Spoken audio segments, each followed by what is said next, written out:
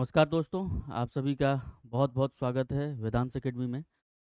दोस्तों, हम लोग आज प्राचीन भारतीय इतिहास के क्रम में वो 3 वीडियो बनाए हम लोग जैसे कि अम, अब जानते हैं कि सिंधु घाटी सभ्यता, वैदिक सभ्यता, जैन धर्म को हमने देख लिया था। उसी क्रम में आगे बढ़ते हुए आज ये हमारा वीडियो रहेगा बौद्ध धर्म से संबंधित, ठीक है? बौद्ध धर्म का तमाम पहलू को हम लोग यहाँ पे बातें करेंगे, थ्योरी भी करेंगे और जितने भी प्रीवियस ईयर के क्वेश्चंस पूछे गए हैं बौद्ध धर्म से संबंधित रेलवे में, उस सभी को हम लोग आज लेकर आए हैं। तो साथ ही साथ थ्योरी के साथ-साथ हम लोग प्रीवियस ईयर के प्रश्नों को भी डिस्कस करने का काम करेंगे।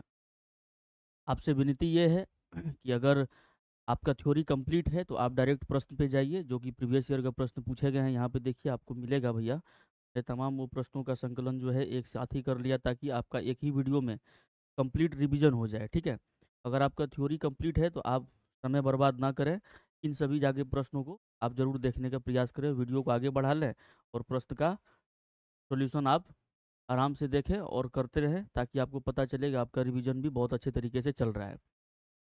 और आपसे रिक्वेस्ट ये है कि अगर आप हमारे चैनल पे पहली बार आए हैं तो चैनल को सब्सक्राइब कर दीजिएगा और दोस्तों के साथ भी शेयर कीजिएगा। पिछला वीडियो जो है हमारा जैन धर्म से था, उससे पहले वैदिक सभ्यता के बारे में हमने देखा था और सिंधु घाटी सभ्यता भी हमने देख रखा था। उसका वीडियो अगर आप नहीं देखे हैं, तो उसका लिंक जो है इस वीडियो के डिस्क्रिप्शन में दे दूँगा। आप उसे भी जाकर के ज़रूर देखिएगा। आपको एक अच्छा खासा रिवीजन देखने को मिलेगा और समझिए एक तरह से सिलेबस कंप्लीट वाला मामला है। तो सिलेबस कंप्लीट वाला मामला है, तो एक-एक टॉपिक हम उठा रहे हैं, एक-एक टॉपिक से हम लोग काम कर रहे हैं, उसका थ्योरी भी रिवीजन कर रहे हैं और उसका प्रश्न भी हम लोग करने का प्रयास करते हैं। प्रतिदिन शाम के 7 बजे भी जुड़ने का प्रयास कीजिएगा। प्रतिदिन शाम के 7 बजे लाइव क्लासेस हमारा चलता है, साइंस का, जीके, जीएस का और रीजनिंग का भी आता है। तो जैसा कि आपको पता है कि वेदांत अकेडमी को आपको क्या करना है, सब्सक्राइब करना है और शेयर करना है। तो आगे बढ़ते हैं, आज हमारा बौद्ध धर्म है। देखिए बौद्ध धर्म, जैन धर्म और बौद्ध धर्म हमने देखा था। हमने ये भी बताया था कि भाई साहब ये दोनों जो धर्म हैं, ये अनिश्वरवादी धर्म है, ईश्वर की सत्ता और वेदों की सत्ता पे यकीन ये धर्म नहीं करते हैं। छठी शताब्दी ईसा पूर्व में जो है धार्मिक परिवर्तन जो देखने को आपको मिलता है महाजनपद काल में, उस समय महान धर्मों का, महान विचारों का जो है उदय हुआ। उनमें से बौद्ध धर्म, जैन धर्म है और भी सारे धर्म हैं, लेकिन हमें एग्जाम पॉइंट ऑफ व्यू से ये 2 धर्म बहुत ही अच्छे तरीके से पता होना चाहिए। जो हमारे एग्ज़ाम के लायक है, जो हमारे एग्ज़ाम के काम की चीज़ें हैं, उनको हम लोग डिस्कस करेंगे। बौद्ध धर्म में हमने क्या-क्या देखना है, हमें गौतम बुद्ध के जीवन चरित्र को देखना है, उनका जो बौद्ध संघ है, उनके बारे में देखना है, महायान और वज्रयान को देखना है, थेरवाद को देखना है, त्रिपिटक को देखना है, बौद्ध साहित्य को देखना है, उसके बाद फिर बौद्ध धर्म का उदय, पतन दोनों को देखना है और साथ ही साथ जैन धर्म और बौद्ध धर्म में क्या समानता थी, क्या असमानता थी, इन सभी बातों पे हम लोग बात करेंगे। आप जानते हैं कि छठी शताब्दी ईसा पूर्व, जैसा कि हमने पहले ही कहा कि उस समय में क्या हुआ था कि लोहे का व्यापक उपयोग हमारे महाजनपद समय में देखने को मिलता है, जिससे फ़ायदा ये हुआ कि लोगों की आर्थिक स्थिति बहुत अच्छी हो गई। मतलब पेट भरने लगा बहुत अच्छे तरीके से। जब पेट भरने लगता है इंसान का, तो वो अन्य चीज़ों के बारे में विचार करता है, अपनी दार्शनिक बुद्धि का विकास होता है मनुष्य के जीवन में। तो पेट का भरा होना बहुत ज़रूरी है। सेम कंडीशन वहाँ भी अप्लाई हुआ क्योंकि आयरन का खोज, लोहे का खोज जो है लोगों की आर्थिक समृद्धि को बढ़ावा दिया और उससे क्या हुआ कि लोगों के पास इतनी चेतना डेवलप हो गई कि भाई साहब वो अन्य चीज़ों के बारे में भी सोच सकते हैं। आपने वैदिक सभ्यता में देखा था ऋग्वेदिक काल बहुत अच्छा चल रहा था काम, कोई दिक्कत नहीं था। उत्तर वैदिक काल में जो है थोड़ा बहुत उलट-पुलट देखने को मिलता है। कर्मकांडीय प्रथा की प्रचलन बहुत ज़्यादा समाज में फैल गई थी जिससे लोग ऊब चुके थे। हर चीज़ को पाप पुण्य से जोड़ा जाता था, इस लेकर के लोगों के अंदर में एक ऐसा आ गया, खास करके वैश्य और क्षत्रिय समाज के अंदर में, भाई साहब क्योंकि वैश्य लोग व्यापारी लोग थे, उनका आर्थिक स्थिति बहुत बढ़िया था और क्षत्रिय लोग जो थे वो राजनीतिक तौर पे बहुत मजबूत थे। ये दोनों वर्गों के लोगों को लगता था कि हम तो भाई साहब हमें ज़्यादा प्रबुद्ध होना चाहिए समाज में, लेकिन ब्राह्मणों का आधिपत्य स्थापित है। तो इस लेकर के दोनों में रोष की भावना जो है जग गई। इसके विपरीत ब्राह्मण ब्राह्मण समाज के विपरीत, क्योंकि ब्राह्मण का जो था एक छत्र राज हुआ करता था और वो लोग क्या करते थे कि हर एक बातों को पाप पुण्य से जोड़ करके कर्मकांडीय प्रथा में कठोरता लाने का प्रयास करते थे। इन सभी बातों को देखते हुए छठी शताब्दी ईसा पूर्व जो है एक धार्मिक परिवर्तन का दौर में हम लोग देखते हैं। ऐसा माना जाता है, ऐसा कहा जाता है कि भैया बौद्ध धर्म को जो है इनका उदय में वैश्य और क्षत्रिय समाज का बहुत बड़ा योगदान था, क्योंकि ये एक नई विचार थी। ये नई अवधारणा थी समाज में, एक नए दार्शनिक था, दार्शनिक कह सकते हैं चेतना था बौद्ध धर्म और जैन धर्म, जिनको उन लोगों ने काफ़ी व्यापक रूप से एक्सेप्ट किया, जो लोग वैदिक उत्तर वैदिक समाज से क्या थे, कह सकते हैं एक तरह से तंग हुआ करते थे, कर्मकांडीय प्रथा से जो है तंग हो गए थे, उब गए थे। इसलिए जब भी गौतम बुद्ध कहीं पे जा रहे होते थे, अगर उनका वैश्य वैश्य लोग जो कि आर्थिक रूप से संपन्न थे, वो उन्हें कहीं दान में जो है कई सारी चीज़ें दिया करते थे, ताकि उनकी जो विचार है वो ज़्यादा और ज़्यादा फल फूल सकी। और आप ये भी जानते हैं कि जैन धर्म जो है कठोरता बहुत अधिक होने के कारण तप त्याग और हिंसा, तप त्याग और हिंसा की जो कह सकते हैं कि बहुत ज़्यादा उसमें कठोरता थी, इसलिए करके जैन धर्म कृषक वर्गों के रूप में, कृषक वर्गों के मतलब बीच में उतना ज़्यादा पॉपुलर नहीं हो पाया, उतना ज़्यादा फैल नहीं पाया, क्योंकि कृषक लोग हिंसा उन्हें करना पड़ेगा, अगर चूहे को वो नहीं मारेंगे तो गेहूं को खत्म कर दिया जाएगा, फिर वो कृषि उत्पादन होगा कैसे। तो थोड़ा-सा बौद्ध धर्म में थोड़ा-सा नम्रता लाई गई, थोड़ा-सा आप कह सकते हैं कि मध्यम मार्ग का जो है यहाँ पे फ़ॉलो किया गया बौद्ध धर्म में। ना ही बहुत ज़्यादा कठोर और ना ही बहुत ज़्यादा सरल। तो मध्यम मार्ग का प्रतिपादन जो है भैया बौद्ध धर्म में किया गया। उसी क्रम में आज हम लोग आगे बढ़ते हैं, कुछ इंपॉर्टेंट पॉइंट देखते हैं, उसके बाद फिर हम लोग प्रश्नों की ओर आएँगे। तो आप अंत तक वीडियो ज़रूर देखिए, आपका कंप्लीट रिवीजन होना एकदम तय माना जाता है। ऐसा कहा जाता है कि आखिर छठी शताब्दी ईसा पूर्व में ऐसा क्या हुआ कि इतने धार्मिक परिवर्तन देखने को मिलता है एक आंदोलन के रूप में। इसका कहानी यही है कि आदमी का पेट भर चुका था, आदमी राजनीतिक रूप से, क्योंकि महाजनपद बड़ा स्ट्रांग हो चुकी थी, आदमी राजनीतिक और आर्थिक दोनों रूप से सुदृढ़ हो चुके थे। नई चेतना का विकास तो होना एकदम तय है, क्योंकि भूखे पेट भैया कुछ ना होई। आगे देखिए क्या है बौद्ध धर्म के बारे में। आप जानते हैं बौद्ध धर्म के संस्थापक महात्मा बुद्ध थे। बुद्ध का अर्थ क्या होता है? बुद्ध का अर्थ होता है प्रकाशमान। बुद्ध का अर्थ होता है प्रकाशमान, और बुद्ध को हम लोग लाइट ऑफ एशिया के नाम से भी जानते हैं। आप बिल्कुल अच्छे तरीके से याद होगा आपको, लाइट ऑफ एशिया मतलब एशिया का प्रकाश पुंज या फिर ज्योति पुंज भी कह सकते हैं, अथवा जागृत होना, जागृत होना। ठीक है, जागृत मतलब एक्टिव होना भैया।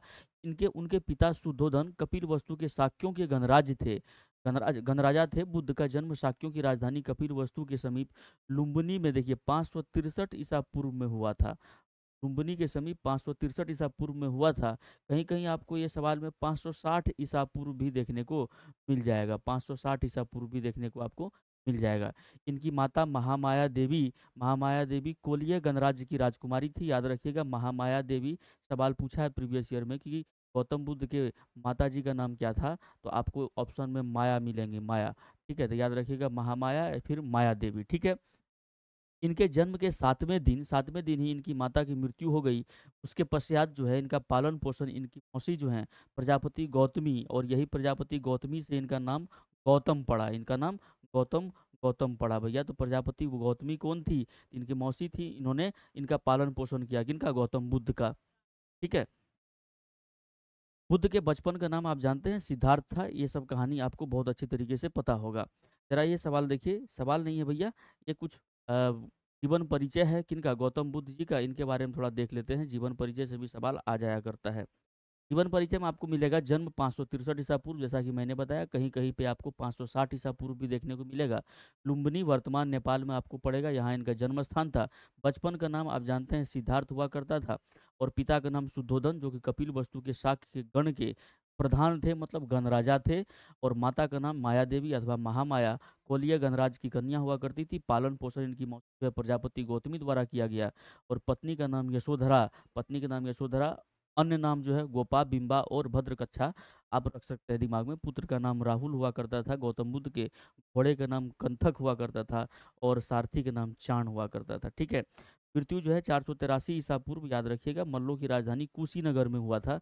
मल्ल क्या थे? एक महाजनपद था। क्या था? एक महाजनपद उस समय में हुआ करता था। आप जानते हैं कि आर्य जो है भैया, आर्य जो वैदिक सभ्यता हम लोग पढ़ रहे थे, आर्यों के द्वारा स्थापित किया गया जो सभ्यता थी, एक ग्रामीण सभ्यता थी, उन्हीं को हम लोग वैदिक सभ्यता कहते हैं। वैदिक सभ्यता धीरे धीरे आगे बढ़ती है। 1500 बीसी से लेकर के 1000 बीसी तक ऋग्वैदिक काल चलता है, और 1000 बीसी से लेकर के 600 बीसी तक जो है वो उत्तर वैदिक काल का चलता है।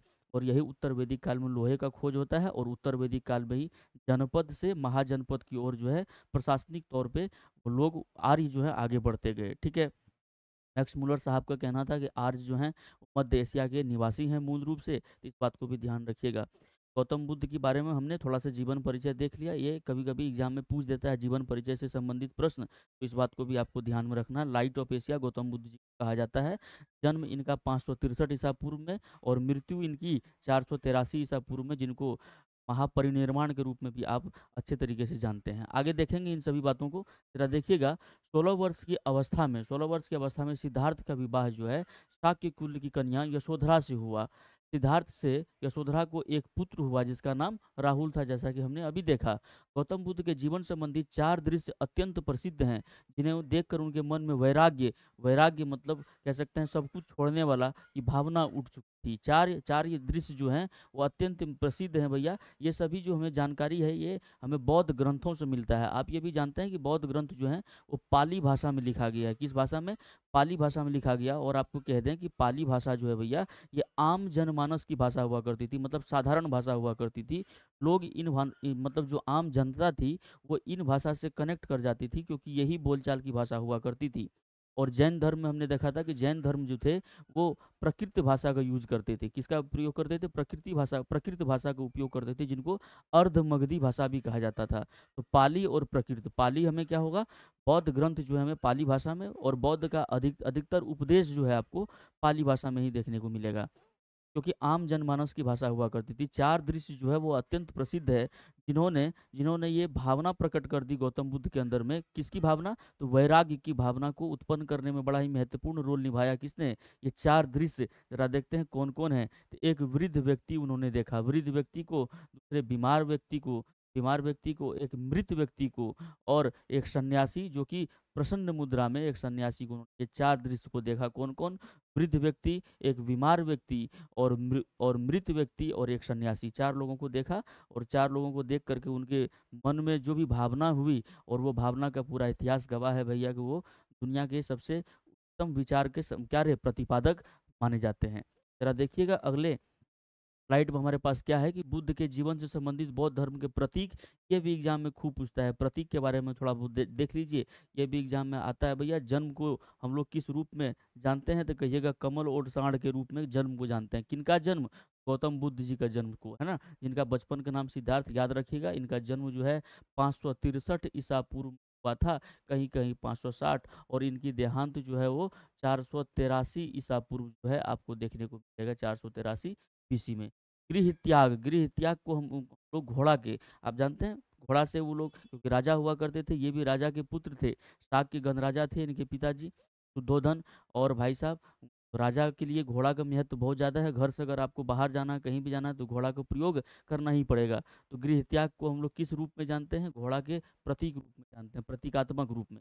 ज्ञान जो है, ज्ञान इनको पीपल यानी बोधि वृक्ष के नीचे हुआ था, तो इनका प्रतीक चिन्ह जो है ज्ञान का पीपल है। और निर्वाण मतलब मृत्यु की बात यहाँ कर रहे हैं, निर्वाण मतलब मोक्ष की प्राप्ति की बात कर रहे हैं। ये 483 ईसा पूर्व हुआ था, 483 ईसा पूर्व, याद रखिएगा। इनको पद चिन्ह के रूप में भी जानते हैं हम लोग, ठीक है, पद चिन्ह के रूप में।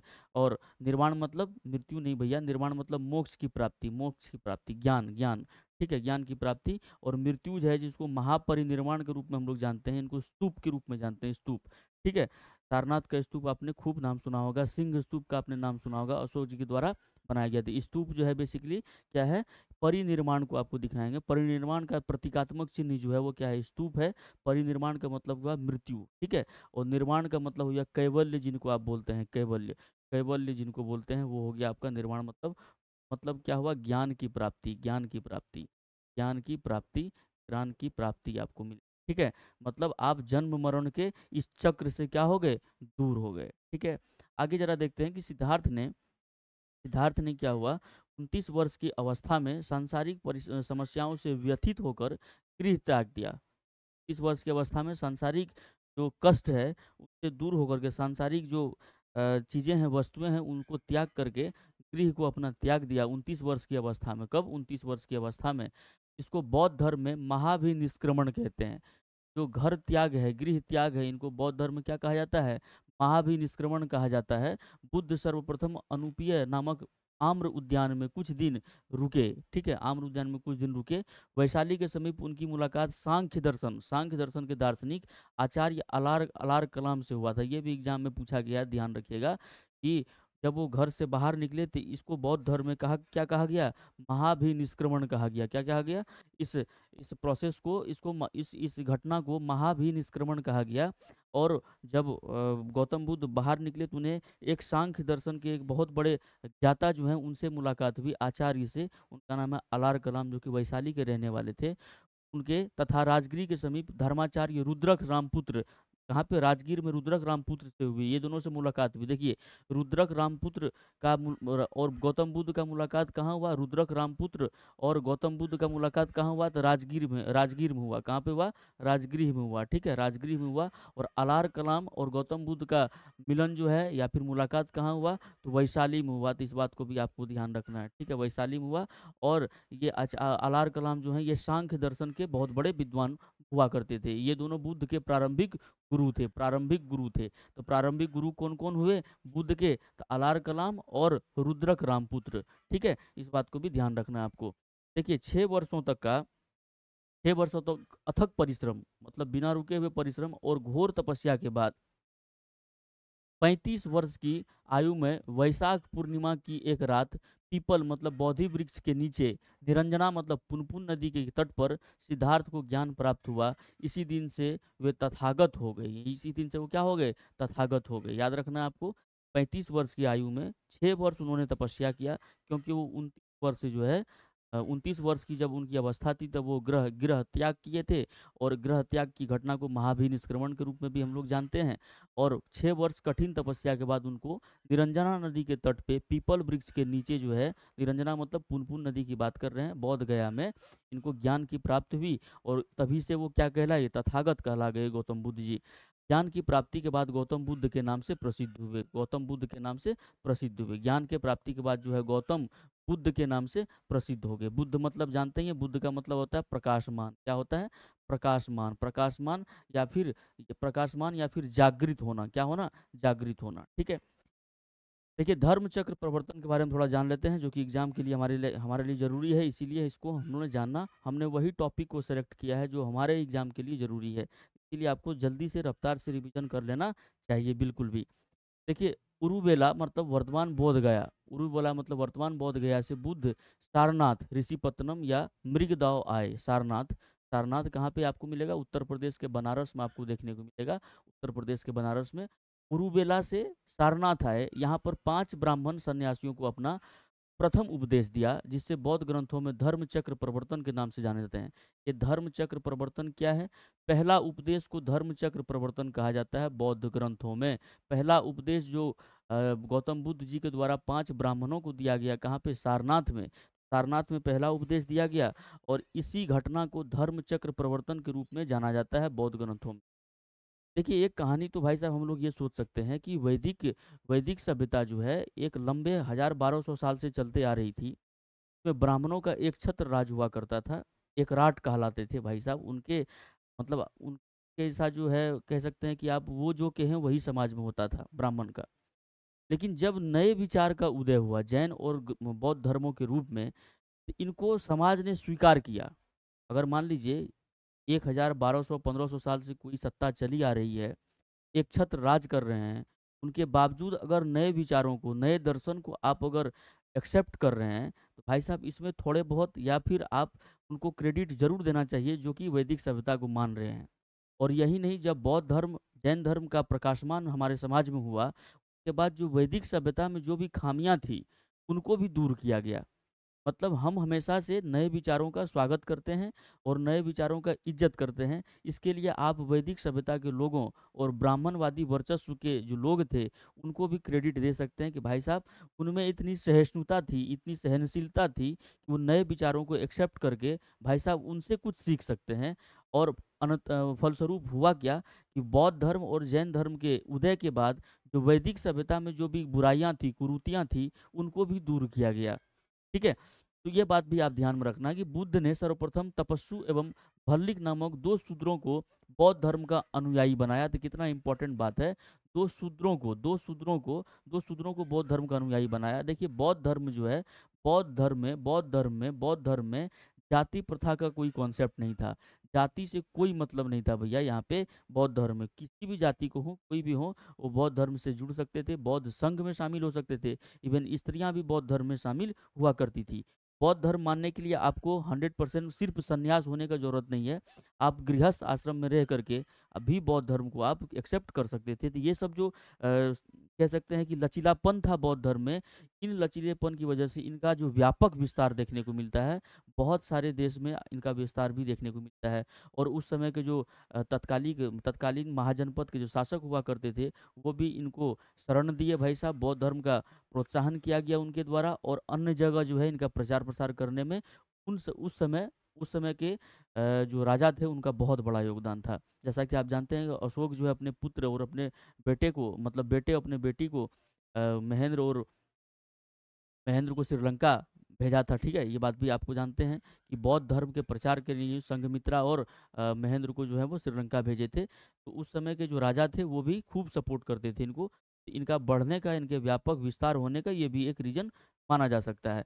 बुद्ध के राजगृह पहुंचने पर बिंबिसार, देखिए बिंबिसार की बात कर रहे हैं, बिंबिसार ने उनका स्वागत किया और वेनुवन विहार दान में दिया, वेनुवन विहार दान में दिया। ठीक है, बिंबिसार, बिंबिसार जो मगध के उस समय क्या हुआ करते थे, शासक हुआ करते थे, उन्होंने क्या किया, क्या किया भैया, वेनुवन विहार दान में दिया। क्या वेनुवन विहार दान में किसने दिया, राजगीर में? तो कहिएगा, कहिएगा किसने दिया भाई, बिंबिसार ने दिया। राजगीर में ही सारीपुत्र, महामोद गलायन, उपाली, अभय आदि इनके शिष्य बने। उपाली का नाम खूब आप ध्यान में जानते हैं भाई साहब, एग्जाम में खूब आता है। तो महामोद गलायन, सारीपुत्र, उपाली, अभय आदि इनके शिष्य बने। कहाँ पे? राजगीर में। राजगीर में स्वागत कौन किया इसने?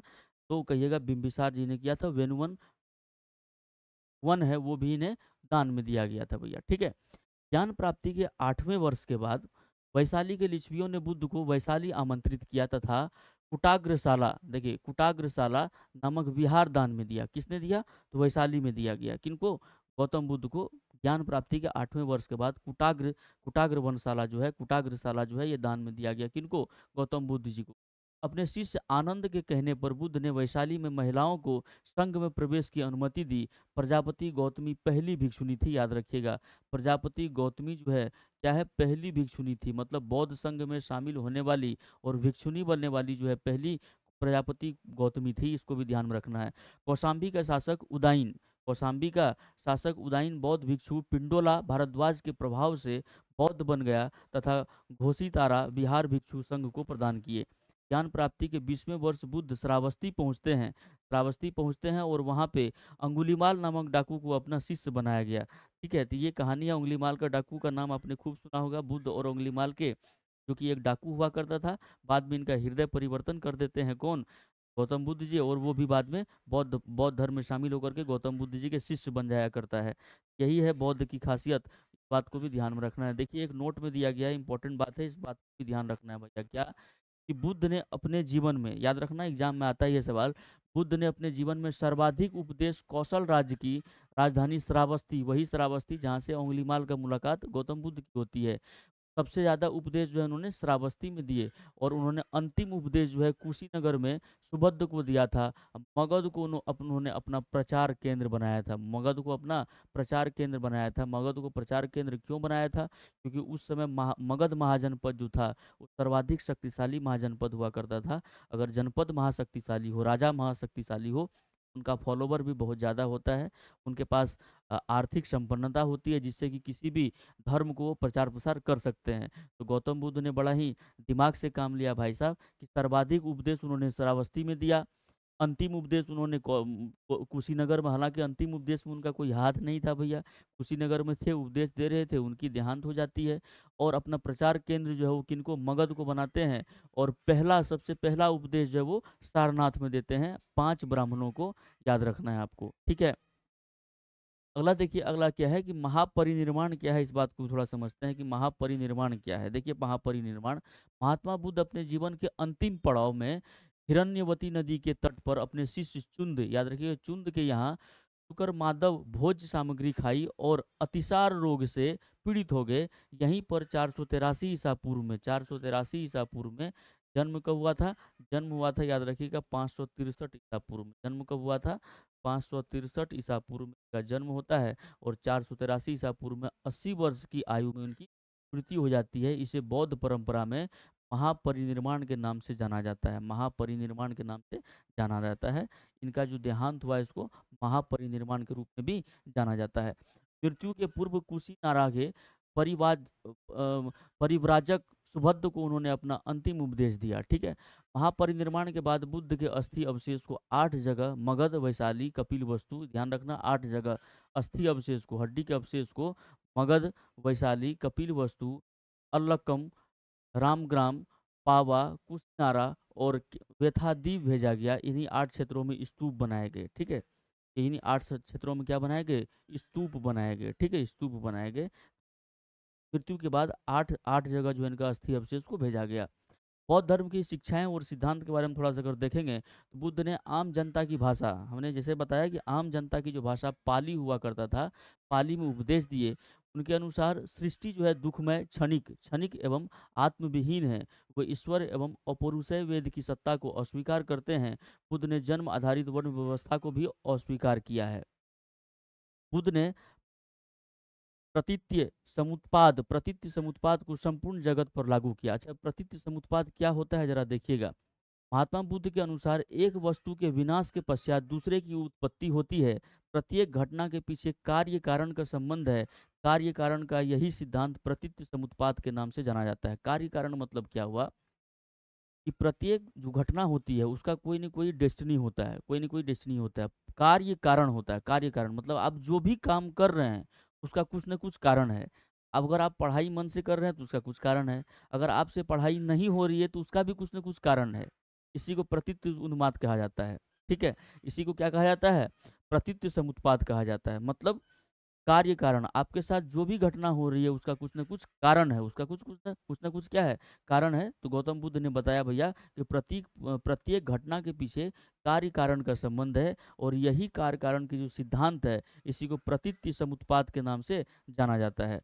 बौद्ध ने निर्वाण प्राप्त करने को कहा, अर्थात इच्छाओं और तृष्णाओं से छुटकारा। निर्वाण मतलब इच्छाओं और तृष्णाओं से छुटकारा, जन्म मरण के बंधन से मुक्ति मिल जाना। ठीक है। निर्वाण का अर्थ है दीपक का बुझ जाना, अर्थात जीवन मरण के चक्र से मुक्त हो जाना। बुद्ध ने मध्यम मार्ग का उपदेश दिया। मध्यम मार्ग का उपदेश दिया, ध्यान रखिएगा। इसको मध्यमा प्रतिपदा के रूप में भी जाना जाता है। मध्यम मार्ग का उपदेश दिया भाई साहब। ठीक है। आगे देखिएगा। आगे क्या है कि बौद्ध धर्म के त्रिरत्न के बारे में आपको देखना है। आप जानते हैं हमने जैन धर्म के त्रिरत्न के बारे में बताया था, आपको ये भी बताया था भाई साहब कि एक बार एनटीपीसी में ये सवाल पूछा गया कि निम्न में से कौन से धर्म में त्रिरत्न का जो है अवधारणा है, और उसमें ऑप्शन जैन धर्म और बौद्ध धर्म दोनों दिया गया था। और जैसा कि आप जानते हैं कि त्रिरत्न जो है वो जैन धर्म में भी है और बौद्ध धर्म में भी है। ठीक है। जैन धर्म में क्या है? सम्यक दर्शन, सम्यक ज्ञान और सम्यक आचरण के रूप में हम लोग जानते हैं। ठीक है। और बौद्ध धर्म में त्रिरत्न क्या है? तो बुद्ध है, धम्म है और संघ है। बुद्ध है, धम्म है और संघ है। ठीक है। बौद्ध धर्म के 4 आर्य सत्य हैं। 4 क्या हैं? आर्य सत्य हैं। आर्य सत्य हैं मतलब शाश्वत है, शाश्वत है, ये सत्य है एकदम। वो क्या है? दुख, दुख समुदाय, दुख निरोध, दुख निरोध गामिनी प्रतिपदा, ये 4 क्या हैं? आर्य सत्य हैं भैया। ठीक है। त्रिरत्न याद रखिएगा बुद्ध, धम्म और संघ के बारे में। अष्टांगिक मार्ग देखिए। बुद्ध ने जो है अष्टांगिक मार्ग का उपाय बताया भैया। अष्टांगिक मार्ग का जो अवधारणा है बुद्ध के द्वारा दिया गया है और यह अष्टांगिक मार्ग से संबंधित एग्जाम में सवाल पूछा जाता है। याद रखिएगा अष्टांगिक मार्ग जो है भैया ये बौद्ध धर्म से संबंधित है। किन से? ये बौद्ध धर्म से संबंधित है, इस बात को भी आपको याद रखना है। ठीक है। गौतम बुद्ध ने 4 आर्य सत्य में दुख निरोध का उपाय बताया। इसे दुख निरोध गामिनी प्रतिपदा कहा जाता है। इसे मध्यमा प्रतिपदा या मध्यम मार्ग भी कहते हैं। उनके इस मध्यम प्रतिपदा में 8 सोपान हैं, इसलिए इसे अष्टांगिक मार्ग भी कहते हैं। इसके 8 सोपान क्या क्या है जरा देखिए। सम्यक दृष्टि मतलब वस्तु के वास्तविक स्वरूप की समझ, मतलब आपकी समझ इतनी प्रबल हो कि जो वस्तु की वास्तविक स्वरूप है उसको आप समझ सकें, इन्हीं को सम्यक दृष्टि कहते हैं। मतलब आपकी देखने की प्रबलता आपकी कैसी है। ठीक है।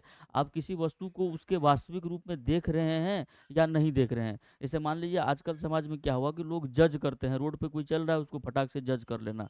तो क्या ये सम्यक दर्शन का विचारधारा है? तो कहेंगे नहीं। किसी वस्तु को उसी रूप में देखना जिस रूप में वो प्राकृतिक रूप से है, इसी को हम लोग सम्यक दर्शन कहते हैं। ठीक है।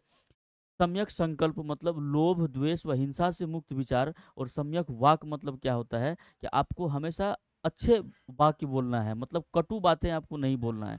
ऐसी बातें ना बोल दें कि दूसरे को क्या लग जाए, बुरा लग जाए। ठीक है, बुरी बातों से हमें दूर रहना है। तो अप्रिय वचनों का त्याग करना है, ऐसा वचन को हमें हटाना है अपने जीवन से जो अप्रिय है। और सम्यक कर्मांत के बारे में सत्कर्मों का अनुसरण करना है, मतलब सम्यक मतलब होता है सही, सम्यक मतलब होता है सही, और कर्मांत मतलब होता है कर्म करना। तो सही कर्म करना जो है हमारे जीवन शैली में होना चाहिए, यानी सत्कर्मों का अनुसरण आपको हमको हर किसी को करना चाहिए। सम्यक आजीव, आजीव मतलब क्या होता है कि सदाचार मुक्त, सदाचार मुक्त जो है सदाचार मुक्त नहीं, सदाचार युक्त आजीविका आपकी होनी चाहिए। मतलब बेईमानी शैतानी करके आप पैसा कमा करके अपना जीवन यापन ना करें, आपकी आजीविका में सदाचार सदाचार हो। ठीक है, आप ईमानदारी से काम करें। सम्यक व्यायाम जो है आपको करना है, मानसिक शारीरिक स्वास्थ्य के लिए आपको सम्यक यानी आपको निरंतर एक्सरसाइज भी करनी है, ये अष्टांगिक मार्ग है। और सम्यक स्मृति, सात्विक भाव होना चाहिए आपके दिमाग में, जो भी स्मृति बन रही होती है जिसको आप कल्पना करते हैं, इमेजिनेशन करते हैं, स्मृति मतलब इमेजिनेशन। तो जो भी आप कर रहे हैं वो क्या हो, आपकी भावना उसमें क्या हो, सम्यक हो, अच्छी हो। ठीक है, सात्विक हो। सम्यक समाधि मतलब एकाग्रता होनी चाहिए आपको, मेडिटेशन जी के रूप में हम लोग इसको जानते हैं। बुद्ध के अनुसार अष्टांगिक मार्गों का पालन करने के उपरांत मनुष्य की भाव तृष्णा नष्ट हो जाती है। भाव तृष्णा क्या होती है, नष्ट हो जाती है, और उसे निर्वाण प्राप्त हो जाता है। ठीक है, यानी ये आठों मार्ग का अगर कोई पालन करता है, उनकी भव तृष्णा जो है, उनके अंदर का जो लोभ है, ये समाप्त हो जाता है, और लोग जो है, मनुष्य जो है, वो निर्वाण को प्राप्त हो जाते हैं। तो ये अष्टांगिक मार्ग जो है बड़ा इंपॉर्टेंट है, बौद्ध धर्म से संबंधित है, याद रखिएगा। अच्छा, 10 सील है, 10 सील बौद्ध धर्म में दिया गया है, इसको भी आपको याद होना चाहिए। 10 सील याद नहीं होना चाहिए, एक बार देख लीजिए। बौद्ध धर्म में निर्वाण प्राप्ति के लिए सदाचार तथा नैतिक जीवन का अत्यधिक बल दिया गया है। 10 सीलों का अनुशीलन नैतिक जीवन का आधार है। इन 10 सीलों को शिक्षापद भी कहा गया है। जरा ये क्या है, जरा देखिए। अहिंसा मतलब आपको किसी को मारना नहीं है। सत्य हमेशा बोलना है। अस्तेय, ये चोरी नहीं करना। अस्तेय आपको जैन धर्म में भी देखने को मिलता है। अपरिग्रह मतलब किसी भी वस्तु का या धन का संचय नहीं करना।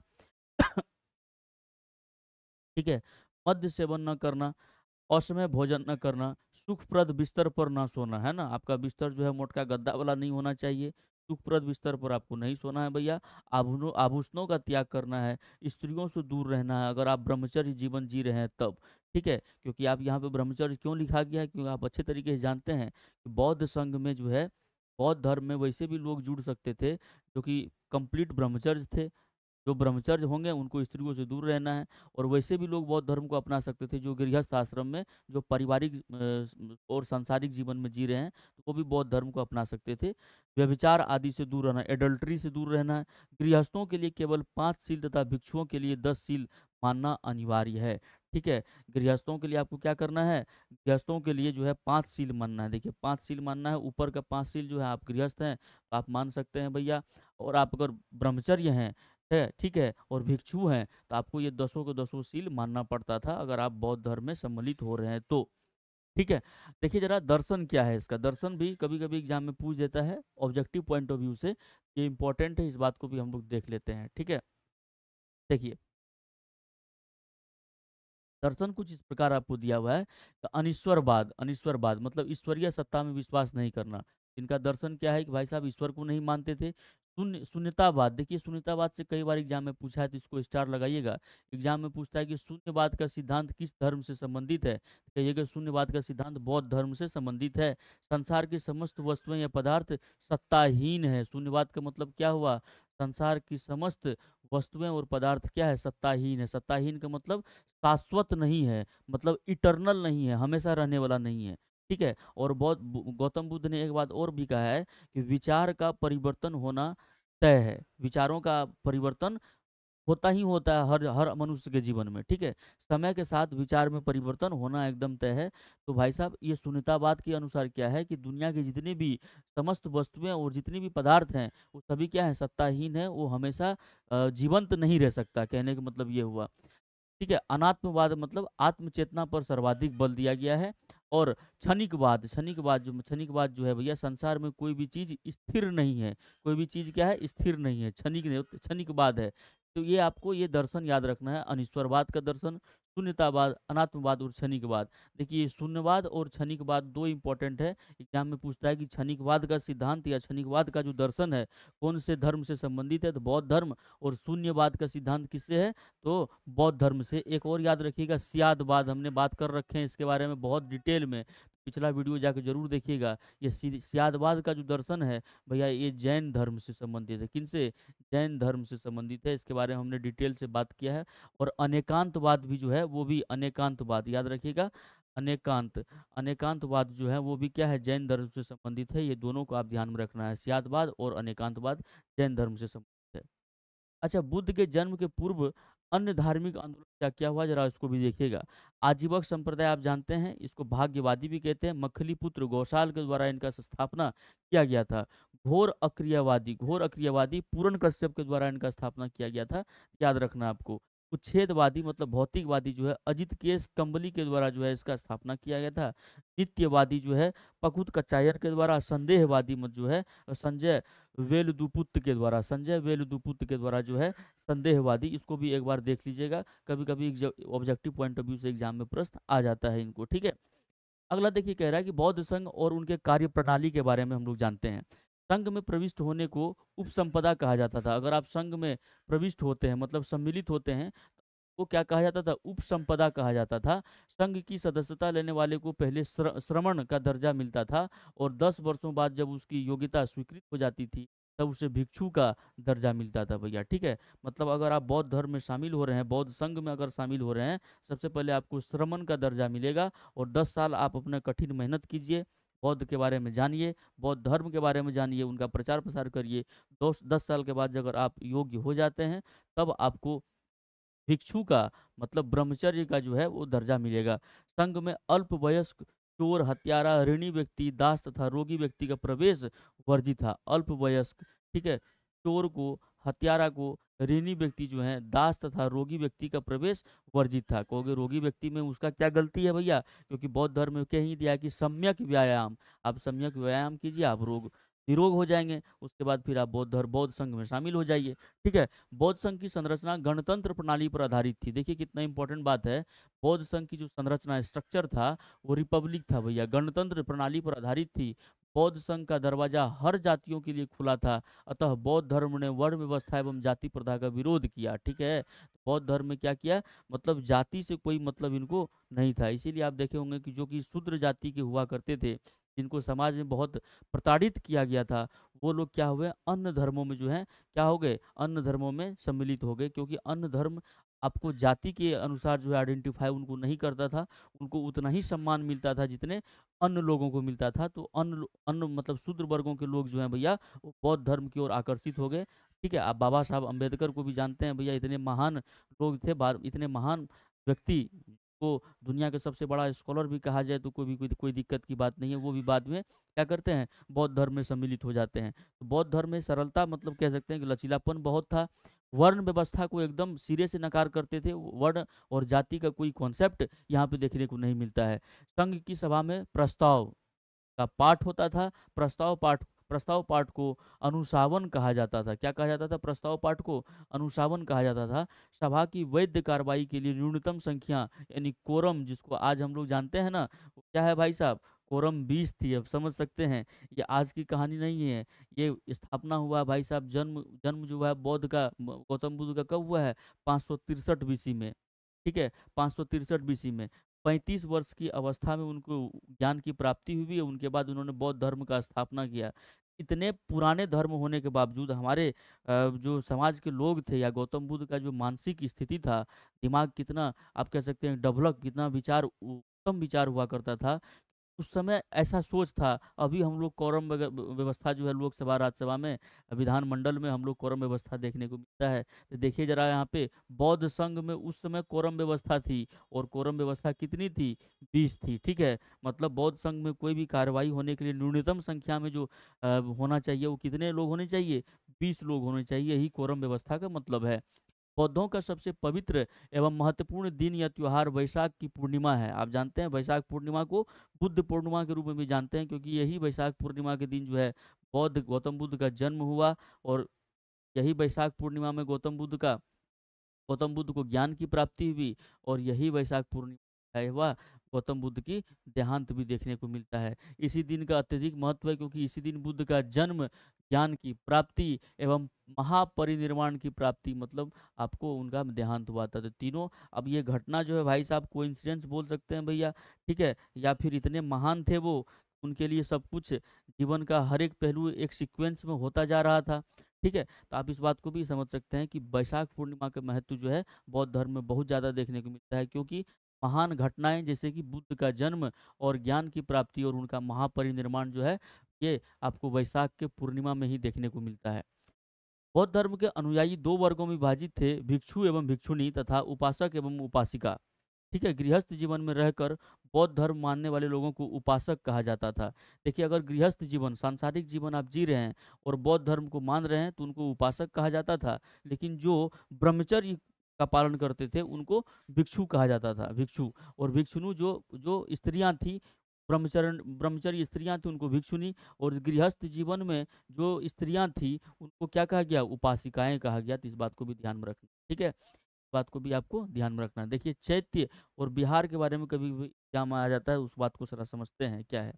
चैत्य का शाब्दिक अर्थ होता है चिता संबंधी। एक चैत्य एक बौद्ध मंदिर है जिसमें एक स्तूप समाहित होता है। पूजार्थक स्तूप को चैत्य कहा जाता है, मतलब ऐसा जगह जहाँ पे पूजा पाठ के लिए बनाया गया हो उसको चैत्य कहते हैं। विहार जो है गुफा में निर्माण किया जाता था बौद्ध संघों के लिए। जो बौद्ध संघ के जो लोग होते थे के लिए गुफाओं का निर्माण जो होता था उसको विहार कहा जाता था। देखिए, बौद्ध चैत्यों के पास भिक्षुओं के रहने के लिए आवास बनाया जाता था, जिसे विहार कहा जाता था, ठीक है। चैत्यों की उपासना स्थल में परिवर्तित हो जाने के कारण उसके समीप ही विहार का निर्माण होने लगा। यही विहार से हमारा बिहार राज्य बना है, बिहार शब्द बना है, ठीक है। आप जानते हैं बिहार केंद्र हुआ करता था किसका, बौद्ध का, ठीक है। नोट में देखिए, प्रसिद्ध बौद्ध स्थल जो है महाबोधि मंदिर जो बिहार में है, द द वाट थाई मंदिर, महापरिनिर्वाण मंदिर उत्तर प्रदेश में, चौखंडी स्तूप, धर्मराजी का स्तूप, धमेक स्तूप, ठीक है, नामड्रोलिंग यांग माकपा मानेस्ट्री कर्नाटक में है, इत्यादि। ये सभी क्या है, स्तूप और मंदिर आपको देखने को मिलेंगे, ठीक है। ये चैत्य और बिहार। चैत्य समझिए, चैत्य क्या है। चैत्य का मतलब क्या हुआ कि पूजा पाठ के लिए जो बनाया जाता था, मतलब कह सकते हैं कि बौद्ध धर्म के लोगों के द्वारा पूजार्पण करने वाला एक स्थान को चैत्य कहा जाता था। लेकिन बौद्ध भिक्षुओं को निवास करने या फिर आवास के लिए जो गुफाओं में स्थान बनाया जाता था उसको विहार कहा जाता था। बाद में चैत्य के समीप ही विहार का निर्माण होने लग गया, क्योंकि समीप रहता था तो एक तरफ बौद्ध भिक्षु रहा करते थे विहार में और पूजा करने के लिए चैत्य जाया करते थे, ठीक है। इस बात को भी ध्यान में आपको रख। जरा बौद्ध संगति की बात करते हैं। आप जानते हैं बौद्ध संगति हमारे लिए इंपॉर्टेंट है, एग्जाम में खूब इससे प्रश्न पूछा जाता है, एग्जाम में इससे खूब प्रश्न पूछा जाता है। इस बात को आप ध्यान में रखिए। क्या है, तो देखिएगा, बौद्ध संगति के बारे में आप जानते हैं चार बौद्ध संगति हुआ है। पहला, द्वितीय, तृतीय और चतुर्थ। देखिए जरा, पहला की बात करेंगे तो राजगीर में हुआ। कहाँ पे पहला हुआ है, राजगीर में हुआ है, 483 ईसा पूर्व में हुआ है। उसमें राजा कौन हुआ करते थे, का तो अजात शत्रु हुआ करते थे। राजा कौन, अजात शत्रु राजा हुआ करते थे। याद रखिएगा, 483 ईसा पूर्व में जो है भैया क्या हुआ था, प्रथम बौद्ध संगति हुआ था। अध्यक्षता कौन कर रहे थे, तो महाकश्यप कर रहे थे। उस समय हुआ क्या था, पहला बौद्ध संगति में बुद्ध के उपदेशों को सुत्त पिटक तथा विनय पिटक में अलग अलग संकलित किया गया। तो आपसे सवाल में पूछेगा कि सुत्त पिटक और विनय पिटक की रचना किस किस बौद्ध संगति में किया गया, तो प्रथम बौद्ध संगति में सुत्त पिटक, ठीक है, सुत्त पिटक तथा विनय पिटक का रचना किया गया। अच्छा, ये सुत्त पिटक और विनय पिटक क्या है, तो कहिएगा बौद्ध ग्रंथ है। क्या है ये, बौद्ध ग्रंथ है, बौद्ध ग्रंथ है, बौद्ध ग्रंथ है। आपने त्रिपिटक का नाम सुना होगा, त्रिपिटक। त्रिपिटक जो है भैया क्या है, यही त्रिपिटक बौद्ध साहित्य है या फिर बौद्ध ग्रंथ है। इसको आप याद रख सकते हैं कैसे, सुत्त पिटक, पिटक, सुत्त पिटक, विनय पिटक, पिटक, विनय पिटक और अभिधम्म पिटक। क्या, अभिधम्म पिटक, अभिधम्म पिटक, ठीक है, अभिधम्म पिटक। देखिए सुत्त पिटक और विनय पिटक जो है प्रथम बौद्ध संगति में ही इसका रचना हो चुका था, ठीक है। और आगे देखेंगे ये जो अभिधम्म पिटक है ना भैया, ये अभिधम्म पिटक ये तीसरे तीसरे याद रखना है, ये पहले बौद्ध संगति में हो गया था रचना। और ये अभिधम्म पिटक है ये तीसरा बौद्ध संगति, थर्ड थर्ड बौद्ध संगति। आप जानते हैं तीसरा बौद्ध संगति कहाँ हुआ था, तो कहिएगा तीसरा बौद्ध संगति पाटलिपुत्र में हुआ था। कहाँ पे? पाटलिपुत्र में हुआ था 250 ईसा पूर्व, अशोक के समय में। आगे देखते हैं दूसरा, देखिए दूसरा जो है वैशाली में आपको देखने को मिलता है। 100 साल घटा दीजिएगा, 383 ईसा पूर्व में। और कालाशोक उस समय राजा हुआ करता था। साबक मीर क्या थे? अध्यक्षता कर रहे थे दूसरे दूसरे दूसरे बौद्ध संगति के। इसमें क्या काम किया गया, तो भिक्षुओं में मतभेद के कारण बौद्ध संघ स्थिरवाद एवं महासांघिक में विभाजित हो गया।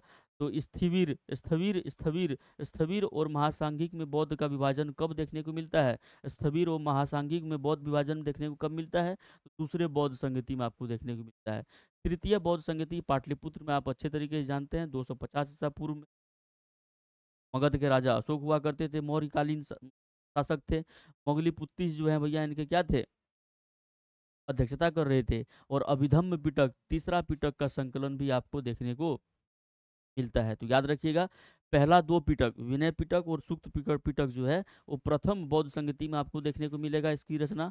और तीसरे बौद्ध संगति में जो है आपको अभिधम्म पिटक की रचना देखने को मिलेगा। ये बहुत इंपॉर्टेंट है, इस बात को याद रखना। चतुर्थ बौद्ध संगति ये सबसे इंपॉर्टेंट है।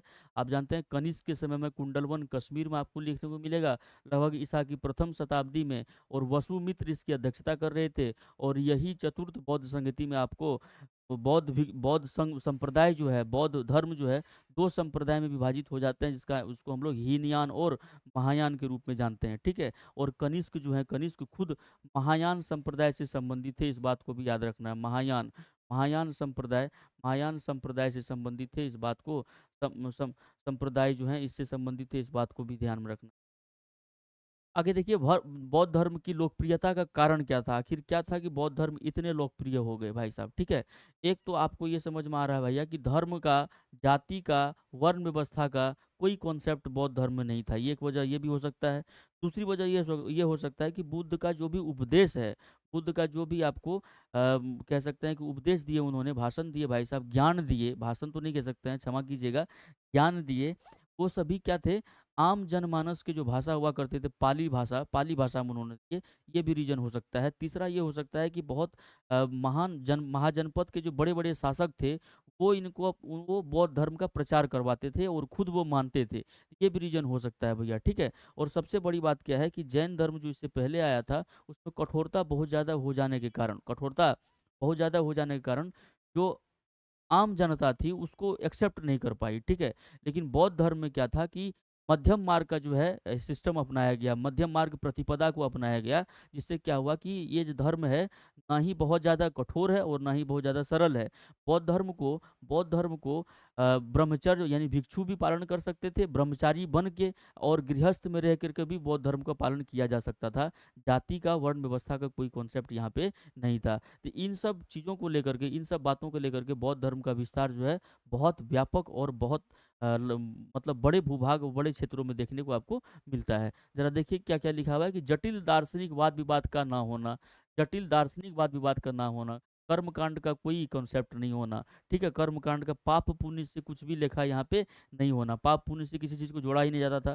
कर्म कारण, तो याद रखिए कर्म कारण जो है बौद्ध का आपको एक फंडा था कि आपके इस जीवन में जो भी कुछ हो रहा है उसका कोई न कोई कारण होने वाला है या फिर वो कारण हो चुका है। मतलब आपका कर्म आपके कारण को बता रहा है या फिर आपके कारण आपके कर्म को निर्देशित कर रहा है, ठीक है।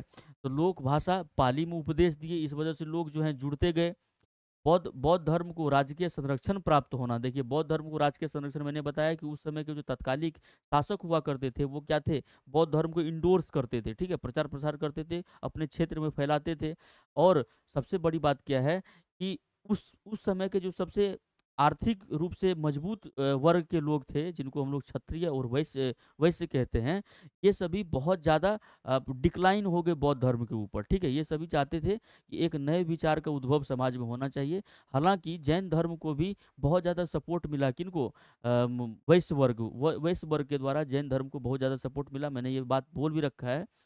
कि जो जैनिज्म को मानते हैं गुजरात और राजस्थान में, अब देखिएगा बड़े बड़े उद्योगपति हैं भैया वो लोग, और संख्या में बहुत कम है। उसका दशकीय वृद्धि जो है उसकी जनसंख्या का मात्र 5% होता है, लेकिन पढ़ाई लिखाई में आप उसका 95% लिटरेसी रेट आपको 2011 की जनसंख्या में देखने को मिलेगा, और मात्र 5% उसका population growth rate, decadal population growth rate आपको भी देखने को मिलेगा। पूरे दुनिया में लगभग 45 से 47 लाख लोग जैन धर्म को मानते हैं, लेकिन उच्चतम मानसिक स्थिति में वो अभी भी वो लोग हैं, ठीक है। जनसंख्या में भले ही कम हो, लेकिन उनका विचार जो है बड़े खतरनाक होते हैं भैया।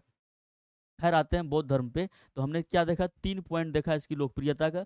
जटिल दार्शनिक वाद विवाद नहीं था, लोग भाषा पाली में उपदेश दे रहे थे, बौद्ध धर्म को राजकीय संरक्षण प्राप्त हुआ, सामाजिक समानता का सिद्धांत था, बौद्ध धर्म में वर्ण व्यवस्था को अस्वीकार किया गया। यही सामाजिक समानता का सिद्धांत होने से क्या हुआ कि अधिक से अधिक जो लोग प्रताड़ित हो रहे थे वैदिक सभ्यता में, जो लोग प्रताड़ित हो रहे थे कर्मकांडीय विधि व्यवस्था में, जो लोग प्रताड़ित हो रहे थे वर्ण व्यवस्था से के कारण, वो सभी क्या हुए, जुड़ते चले गए बौद्ध धर्म में, ठीक है। ठीक है, बौद्ध धर्म का लचीलापन, लचीलापन इसमें मध्यम मार्ग का रास्ता बताया गया था। समय समय पर बौद्ध संगीतियों का आयोजन होता था। बौद्ध संगीतियों का आयोजन होने से नए ऊर्जा का जो है आप प्रवाह देखने को आपको मिलेगा, नए विचारों का उद्भव हुआ करता था बौद्ध संगीतियों में। इससे क्या हुआ कि लोग अट्रैक्ट हुए और इनका लोकप्रियता जो है अत्यधिक क्षेत्रों में आपको देखने को मिल जाएगा। अगला है बौद्ध धर्म के पतन के कुछ कारण। आप देख लीजिए कि पतन का आखिर क्या है, कि भाई साहब इतने महान विचार होने के बावजूद जो है ये क्या हो गया, पतन की ओर आ गया। हालांकि बौद्ध धर्म का विस्तार अन्य देशों में भी आपको देखने को मिलेगा, कंबोडिया, थाईलैंड, वियतनाम, म्यांमार, ये सभी जगह में आपको बौद्ध धर्म की, और इवन चाइना, चाइना जो है, हालांकि आज वो चाइनीज जो है लोग, तो कोई धर्म एथिस्ट हो गया है भैया, कोई धर्म को अभी ज़्यादातर संख्या उनका नहीं मानता है जनसंख्या, लेकिन एक समय में बौद्ध धर्म का वर्चस्व बहुत ज़्यादा हुआ करता था। थाईलैंड जो तिब्बतन वाला पार्ट है, आप खूब बढ़िया से जानते हैं, तिब्बत वाला पार्ट जो है वो बौद्ध का भी एक कह सकते हैं कि क्षेत्र हुआ करता था। तो पतन का क्या कारण हुआ जरा देखिएगा।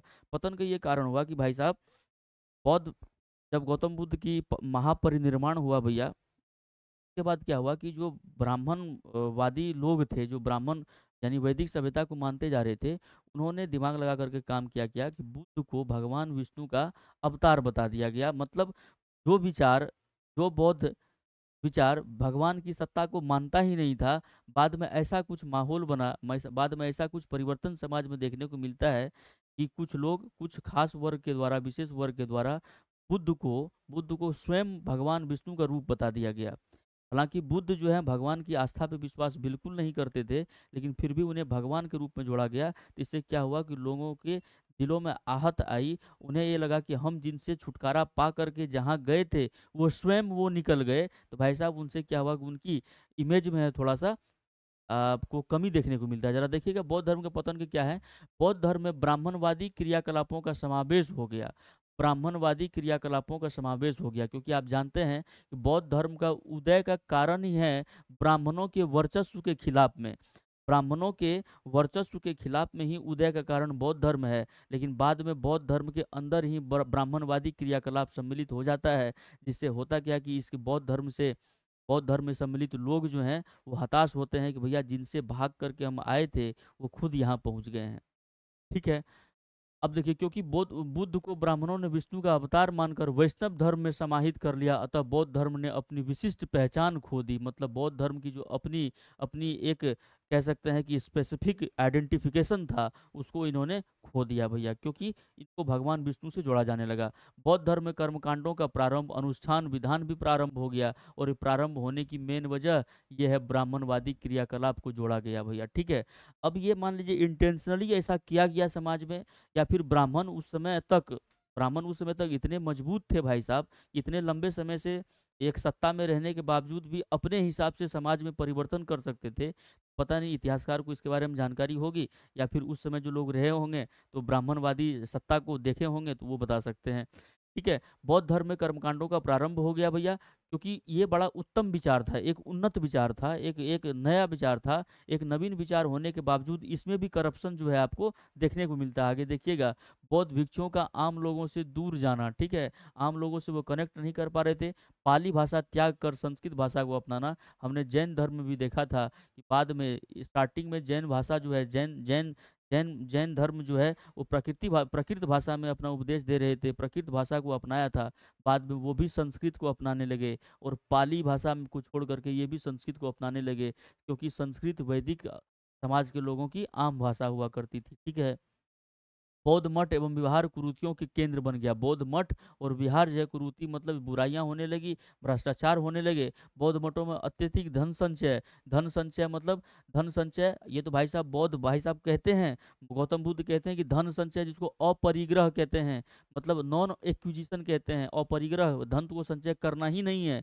लेकिन यहाँ देखिए बौद्ध मठों में अत्यधिक धन संचय होने के कारण यह आक्रमणकारियों का भी शिकार हुआ। अब धन संचय कीजिएगा, वो दौर आक्रमणकारियों को हुआ करता था, तो आक्रमणकारी आते थे, लूटते थे और मार भी देते थे लोगों को और धन भी लेके चले जाते थे। राजकीय संरक्षण का अंत हो गया। देखिए राजकीय संरक्षण, जो राजा संरक्षण प्रदान कर रहे थे बौद्ध धर्म का, उसका भी अंत हो गया।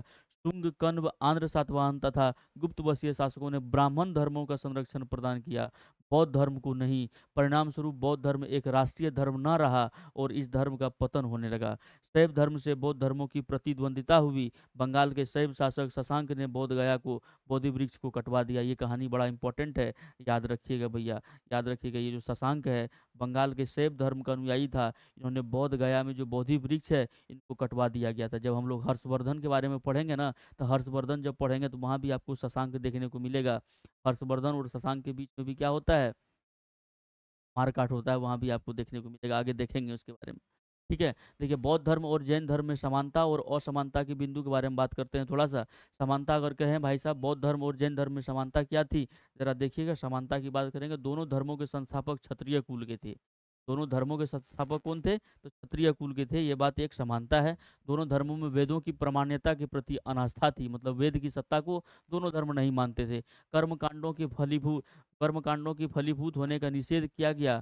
कर्म व पुनर्जन्म दोनों मानते थे। देखिए आत्मा और पुनर्जन्म, कर्म मतलब क्या हुआ, आत्मा, आत्मा और पुनर्जन्म को दोनों मानते थे, पुनर्जन्म को दोनों मानते थे। पुनर्जन्म को मानते थे तभी तो ये दोनों विचार जो है क्या करते थे, जन्म मरण के चक्र से छुटकारा पाना, मतलब जन्म मरण मरण यानी रिपीटेशन ऑफ बर्थ को, बर्थ से क्या होना, छुटकारा पाना भैया। तो जन्म मरण के चक्र से छुटकारा पाना, इसका मतलब पुनर्जन्म को जैन धर्म भी मानते थे और बौद्ध धर्म भी मानते थे।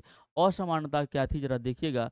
बौद्ध निर्माण इसी जीवन में संभव मानते हैं, जबकि जैन शरीर से मुक्ति के पश्चात इसे संभव मानते हैं। देखिए बौद्ध क्या कहते हैं कि निर्वाण जो है, बौद्ध जो है ये निर्वाण मतलब ज्ञान की प्राप्ति जो है भैया, इसी जीवन में संभव मानते हैं।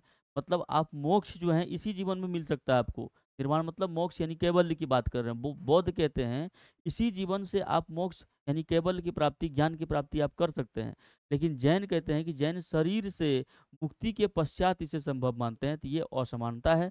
बौद्ध मत मुक्ति हेतु मध्यम मार्ग का उपदेश देता है, जबकि जैन कठोर साधना पर बल देता है। जैन तप और त्याग को यानी कठोर साधना को, और बौद्ध मत जो है मुक्ति के हेतु मध्यम मार्ग का उपदेश देते हैं। बुद्ध ने जाति प्रथा की कठोर निंदा की है, जबकि महावीर ने नहीं। ठीक है, बुद्ध ने जाति प्रथा की कठोर निंदा की है, जबकि महावीर ने नहीं, ये असमानता है। महावीर ने बुद्ध की अपेक्षा अहिंसा व अपरिग्रह पर अधिक बल दिया है। महावीर ने बुद्ध की अपेक्षा अहिंसा और अपरिग्रह पर अधिक बल दिया है। मतलब अपरिग्रह मतलब धन संचय नहीं करना है और अहिंसा नहीं करना है, मुख्यतः अहिंसा करना है, अहिंसा अहिंसा हिंसा नहीं करना। मुख्यतः बौद्ध धर्म में पाली तथा जैन धर्म में प्राकृत भाषा का प्रयोग किया गया है। तो ये सब क्या है, ये सब आपको असमानता के रूप में जाना जाता है। तो ये हमारा एक ओवरव्यू था। अब हम लोग क्या आते हैं, प्रश्नों पे आते हैं। और प्रश्न पे आएंगे भैया, प्रश्न पे आएंगे तो फटाफट हम लोग प्रश्न को कर लेंगे, क्योंकि हमारा थ्योरी कंप्लीट हो गया है। थ्योरी कंप्लीट होने के बाद भाई साहब सवाल करने में क्या ही जाता है, कितना सेकंड समय लगेगा भाई साहब, रफ्तार में सवाल को करने का प्रयास कीजिएगा। आइए जरा देखते हैं एक एक करके सवाल क्या है भैया। पहला प्रश्न, सभी प्रश्न जो पूछे गए हैं प्रीवियस ईयर के प्रश्न है भैया, इसीलिए इस बात को भी ध्यान रखना है कि प्रीवियस ईयर के प्रश्न है। क्या बुद्ध ने अपना प्रथम उपदेश सारनाथ में अपने 5 शिष्यों को दिया था, जिससे अच्छा पहला उपदेश को हम लोग क्या बोलते हैं, तो कहिएगा धर्म चक्र प्रवर्तन बोलते हैं। क्या बोलते हैं, धर्म चक्र प्रवर्तन बोलते हैं। ऑप्शन नंबर 1 जो है आपका करेक्ट हो जाएगा। पहला उपदेश सारनाथ में 5 ब्राह्मणों को दिया था, तो इसी को हम लोग बौद्ध परंपरा में धर्म चक्र प्रवर्तन कहा जाता है। ठीक है, ठीक है। महाभिनिष्क्रमण, जब वो गृह त्याग किए थे, तो इसको हम लोग महाभिनिष्क्रमण कहते हैं। और महापरिनिर्वाण, जब उनकी मृत्यु होती है तो इसको हम लोग क्या बोलते हैं, महापरिनिर्वाण। निरंजना नदी के तट पे निरंजना को ही क्या बोलते हैं, नदी बोलते हैं। क्या बोलते हैं? पुनपुन बोलते हैं। यही पुनपुन नदी के तट पे जो है आपको बुद्ध को ज्ञान की प्राप्ति होती है, इस बात को भी ध्यान में रखना है। वैशाली में द्वितीय बौद्ध संगीति डैश द्वारा संचालित की गई थी, तो आप जानते हैं कालाशोक के द्वारा। किनके द्वारा? वैशाली में द्वितीय वो द्वितीय जैन संगति जो है 383 ईसा पूर्व में क्या हुआ था? 383 ईसा पूर्व में जो है आपको द्वितीय जैन संगति होती है, और कालाशोक के द्वारा जो है ये क्या किया जाता है? किया जाता है। थेरी गाथा एक बौद्ध ग्रंथ है जो डैश का हिस्सा है। यह भिक्षुनियों के लिए द्वारा रचित छंदों का संग्रह है। ये भाई साहब आपको सुत्त पिटक है। क्या है? सुत्त पिटक है, याद रखिएगा, सुत्त पिटक। आप जानते हैं कि पहला बौद्ध संगति हुआ था, उसी में विनय पिटक और सुत्त पिटक की रचना होती है, और तीसरे बौद्ध संगति में आपको अभिधम्म पिटक की रचना होती है। सुत्त पिटक में भाई साहब बौद्ध बौद्ध भिक्षु के यानी बौद्ध संघों के द्वारा बौद्ध संघ जो है उसके आचार विचार के बारे में संकलित जो बातें हैं, नियम है, वो सुत्त पिटक में है। और विनय पिटक जो है, जो बौद्ध भिक्षु हैं उनके आचरण और उनके विचार का संकलन आपको विनय पिटक में मिलेगा। और अभिधम्म पिटक में जो है बौद्ध दर्शन जो है उसके बारे में जो विचार है, प्रावधान है, आपको उपदेश है, बौद्ध दर्शन का जो उपदेश है वो आपको अभिधम्म पिटक में देखने को मिलेगा। तो आंसर इसका क्या हो जाएगा? सुत्त पिटक हो जाएगा, याद रखिएगा। तीन पिटकों में से अभिधम्म पिटक डैश से संबंधित है। देखिए, तीन पिटक में क्या है? अभिधम्म पिटक जो है ये क्या है? सारनाथ स्तंभ संबंधी कहानियां, बुद्ध की शिक्षाओं, दार्शनिक मामले, संघ में शामिल होने वालों के लिए नियम। संघ में शामिल होने के लिए क्या है भैया? ये सुत्त पिटक है। ये क्या है? सुत्त पिटक है, सुत्त पिटक है। ठीक है, संघ में अगर आपको शामिल होना है तो इसमें सूत्र पिटक में जानकारी दिया गया है। अच्छा, दार्शनिक मामले अभी मैंने बताया था कि अभिधम्म पिटक जो है भैया आपको बुद्ध के दार्शनिक मामले के बारे में जानकारी आपको कहाँ से मिलता है? अभिधम्म पिटक में होता है। और इसकी रचना जो है थर्ड थर्ड जो है बौद्ध संगति हुई थी पाटलिपुत्र में। कहाँ पे? पाटलिपुत्र में थर्ड बौद्ध संगति हुई थी। कहाँ पे? पाटलिपुत्र में। अशोक उस राजा हुआ करते थे, उस समय आपको देखने को मिलता है। माना जाता है कि गौतम यानी सिद्धार्थ ने अंतिम ज्ञान प्राप्ति के लिए बोध गया जाने से पहले 6 साल तक डैश स्थान पर शुद्ध चित्त से ध्यान किया था। तो कौन? तो भाई साहब ये प्राग बोधि। कौन है? प्राग बोधि है भैया। यहाँ पे आपके आम के बगीचे में उन्होंने 6 साल तक क्या किया था? तो शुद्ध चित्त से ध्यान किया था। प्राग बोधि, ये भी राजगीर में आपको देखने को मिलेगा। ऑप्शन नंबर बी एकदम करेक्ट होगा। त्रिपिटक इनमें से किस धर्म का पवित्र ग्रंथ है? विनय पिटक, सुत्त पिटक और अभिधम पिटक। त्रिपिटक जो है आपको कहाँ? बौद्ध धर्म से संबंधित है, बौद्ध धर्म से। ठीक है, बौद्ध धर्म से। ठीक है। जैन जैन धर्म में जैन साहित्य को आगम कहा जाता है, आप जानते हैं अच्छे तरीके से। ठीक है, आपको एक और ध्यान में रखना चाहिए, जातक जो है, जातक कथा या जातक कहानी खूब एग्जाम में पूछता है। इसमें बुद्ध की पुनर्जन्म की कहानी वर्णित है, याद रखिएगा। इसमें बुद्ध की पुनर्जन्म, बुद्ध की पुनर्जन्म पुनर्जन्म की कहानी कहानी का वर्णन आपको देखने को मिलेगा। कहानी का वर्णन जो है ये आपको जातक में देखने को मिलेगा। ये बड़ा इंपॉर्टेंट बात है, एग्जाम में प्रश्न पूछा गया है। गौतम बुद्ध का संबंध निम्नलिखित में से किस गण से था? तो आप जानते हैं अच्छे तरीके से शाक्य गण से था, और यही शाक्य गण के राजा हुआ करते थे इनके पिताजी। और गौतम बुद्ध भी किसे? शाक्य गण से था, आप इसको अच्छे तरीके से जानते हैं। गौतम बुद्ध ने अपना पहला उपदेश कहाँ दिया था? सारनाथ में दिया था भैया। 5 ब्राह्मणों को सारनाथ उत्तर प्रदेश बनारस के पास आपको देखने को मिलेगा। ठीक है, जन्म कहाँ हुआ था? तो लुम्बिनी हुआ था, अच्छे तरीके से जानते हैं भैया। गौतम बुद्ध को ज्ञान की प्राप्ति निम्नलिखित में से किस शहर में हुई थी? तो ज्ञान भैया पीपल बोधि वृक्ष के नीचे पुनपुन यानी निरंजना नदी के तट पे वैशाख के पूर्णिमा में आपको जो है वैशाख मास के पूर्णिमा के दिन आपको बोध गया में क्या हुआ? ज्ञान की प्राप्ति होता है भैया। निम्नलिखित में से कौन सा बौद्ध धर्म से संबंधित एक पवित्र ग्रंथ है? पवित्र ग्रंथ है त्रिपिटक। ठीक है, त्रिपिटक आप जानते हैं आगम जो है जैन साहित्य को कहते हैं, हदीस इस्लाम धर्म से संबंधित है भैया। त्रिपिटक में आप ये भी जानते हैं विनय पिटक, सुत्त पिटक और अभिधम पिटक के बारे में। इनमें से कौन सा शब्द सामान्यतः एक बौद्ध मठ को संदर्भित करता है जिसमें बौद्ध भिक्षु रहते हैं? देखिए, बौद्ध भिक्षु रहते हैं यानी आवास की बात कर रहा है, तो आवास आपका क्या हो जाएगा? विहार हो जाएगा। आवास क्या हो जाएगा? विहार होगा। लेकिन यहीं पे सवाल पूछता कि पूजा अर्चना के लिए जो बनाया गया था उसको, तो हम लोग कहेंगे ये पूजा अर्चना के लिए बनाया गया स्थान था। पूजा अर्चना पूजा अर्चना के लिए बनाया गया बनाया गया स्थान को हम लोग क्या बोलते थे? चैत्य बोलते थे, जिसमें बौद्ध भिक्षु जाकर के पूजा करते थे। और बिहार में क्या करते थे? बौद्ध भिक्षु निवास करते थे। क्या करते थे? बौद्ध भिक्षु जो थे बौद्ध भिक्षु जो थे वो क्या करते थे? बौद्ध भिक्षु निवास करते थे, यानी बौद्ध भिक्षु का निवास स्थान थे। कौन? बिहार हुआ करता था। ऑप्शन नंबर ए आपका एकदम करेक्ट होगा। निम्नलिखित में से किस स्थान पर गौतम बुद्ध ने आत्मज्ञान प्राप्त किया था? तो बोध गया में आत्मज्ञान प्राप्त किया था। 29 वर्ष की अवस्था में घर से निकले थे, 6 साल तक कठिन तपस्या करा और 6 साल का कठिन अथक तपस्या से 35 वर्ष की आयु में इन्हें ज्ञान की प्राप्त होती है। सुत्त पिटक के संदर्भ में निम्नलिखित में से कौन सा कथन सही है? देखिए, सुत्त पिटक से संबंधित में आपको कथन चूज करना है। यह बुद्ध का जीवन चरित्र है, या मगध के शासक और बुद्ध के बीच की बातचीत को संबंधित है, यह श्रीलंका में लिखा गया बौद्ध ग्रंथ है, या उन लोगों के लिए बनाए गए नियमों और विनियमों में बारे में जिन्होंने बौद्ध मठ व्यवस्था को अंगीकार किया था। तो ऑप्शन नंबर डी ही आपका एकदम क्या होगा? करेक्ट आंसर हो जाएगा। एनटीपीसी 2021 में पूछा गया है। हीनयान और महायान किस धर्म के पंथ हैं? देखिए, दो संप्रदाय हैं, हीनयान और महायान, दो संप्रदाय है। हालांकि इसका ये दोनों का अंतर हमारे एग्जाम के लिए इम्पोर्टेंट नहीं है। ये दोनों में जो मूलभूत अंतर है ये हमारे लिए एग्जाम के लिए इम्पोर्टेंट नहीं है, इसीलिए इसके बारे में हमने बात नहीं करा है। आपको ये ध्यान में रखना है भैया कि मूर्ति पूजा का जो कॉन्सेप्ट है ये हीनयान के द्वारा दिया गया है, और बौद्ध कह सकते हैं कि प्रथम भारतीय कह सकते हैं कि भगवान ईश्वर है जिनका जिनका मूर्ति के रूप में पूजा जाना जो है प्रारंभ हुआ है बुद्ध का। ठीक है, बामियान का मूर्ति आपको याद होगा ना, बामियान अफगानिस्तान में जो है वो बौद्ध का सबसे प्राचीनतम मूर्तियों में से एक, सबसे प्राचीनतम नहीं, सबसे प्राचीनतम मूर्तियों में से एक आपको बामियान अफगानिस्तान में देखने को मिलेगा। और बुद्ध के दांत का जो दंतावशेष मंदिर जिनको बोलते हैं, दांत का मंदिर, ये आपको श्रीलंका में देखने को मिलेगा। ठीक है, तो हीनयान और महायान जो है ये चौथे बौद्ध संगति जो कुंडलग्राम में हो रहा था, वसुमित्र अध्यक्षता कर रहे थे, राजा कनिष्क हुआ करते थे, आपको बौद्ध धर्म से संबंधित है, बौद्ध धर्म से। ऑप्शन नंबर आपका एकदम करेक्ट हो जाएगा। सिंह चतुर्मुख स्तंभ कहाँ स्थित है? देखिए, सिंह चतुर्मुख स्तंभ को सिंह स्तंभ के नाम से भी जाना जाता है। क्या? सिंह स्तंभ, सिंह स्तंभ जो को जाना जाता है भैया, ये कहाँ पे आपको सारनाथ में देखा? ऑप्शन नंबर ए आपका एकदम सही हो जाएगा। अगला प्रश्न देखिए कि बोधिसत्व की अवधारणा इनमें से किससे संबंधित है? बोधिसत्व, बोधिसत्व की अवधारणा जो है, बोधिसत्व की अवधारणा जो है आपको किससे संबंधित है? तब कहिएगा बोधिसत्व की अवधारणा जो है हीनयान से संबंधित है। आपको ऑप्शन नंबर बी एकदम करेक्ट होगा।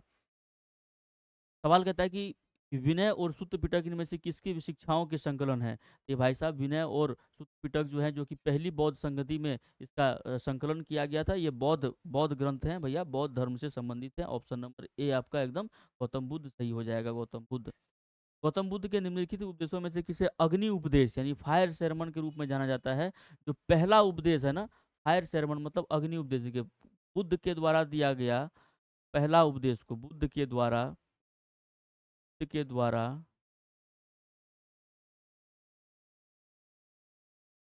गया पहला उपदेश